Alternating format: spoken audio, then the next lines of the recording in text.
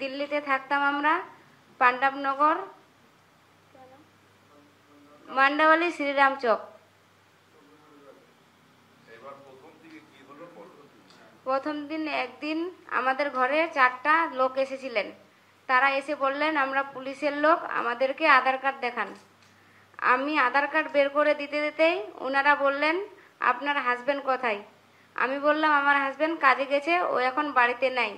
ওনারা বলল আপনারা বাংলাদেশি, আপনারা এখান থেকে পালাবার চেষ্টা করবেন না। আমি বললাম আমরা যে বাংলাদেশি না, তো আমরা কেন পালাবো? আমরা পালাবো না, আমরা এখানে আমাদের ডিউটি আমরা ঠিকই পালন করব। আমরা এখান থেকে কোথাও যাব না।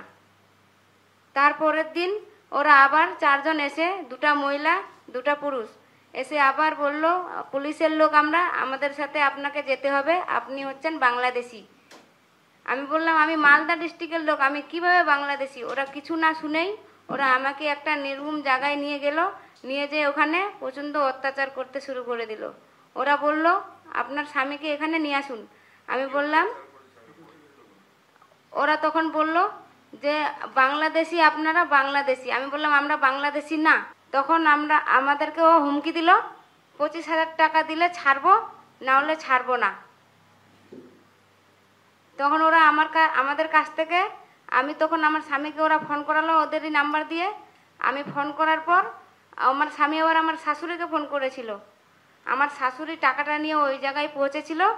ওই জায়গাতে আমাদেরকে টাকা নিয়ে ওরা ছেড়ে চলে গেছিল। চলে যাওয়ার পর আমরা বাড়িতে গেলাম। বাড়িতে যাওয়ার পর সন্ধ্যার সময় পুলিশ ঢুকে গেল। পুলিশ, মিডিয়াওয়ালা সবাই ঢুকে আমাদেরকে, মিডিয়াওয়ালা পুলিশের হাওয়ালে করে দিল। পুলিশ আবার আমাদেরকে থানায় নিয়ে চলে গেছিল। থানায় নেওয়ার পর আরও অত্যাচার শুরু করে দিল।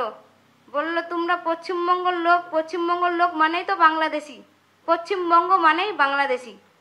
এরকম করার পর আমাদেরকে 3 জনকে 3 জায়গায় করে দিয়েছিল, কারোর সাথে কারো দেখা করতে দিচ্ছিল না। আর ওরা উপর থেকে হুমকি দিচ্ছিল, বললো যে আমাদেরকে মমতা এভাবে এভাবে করতে বলেছে। এত ভয় দেখাচ্ছিল, এত অত্যাচার করছিল, বলার শেষ নাই। বাচ্চাগুলোকেও থাকতে দিচ্ছিল সাথে, কেড়ে কেড়ে নিয়ে চলে যাচ্ছিল। আমরা ভয়ে জান নিয়ে পালিয়ে এসেছি। আমাদেরকে ইনারা অনেকটা উপকার করেছে, এনারাই আনিয়েছে দিল্লি থেকে বাড়িতে। হ্যাঁ, সই তো অনেক জায়গায় করিয়েছে, অনেক জায়গায়, বলার শেষ নাই। আমাদেরকে কিচ্ছু বলেনি, ওরা সাইন করিয়ে নিয়েছে। আর আমাদের ফোন দুটো ছিনে নিয়েছে।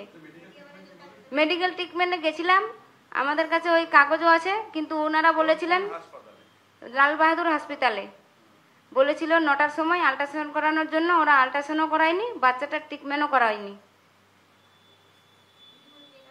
আর মোবাইলও ছিনে নিয়েছে দুটোই।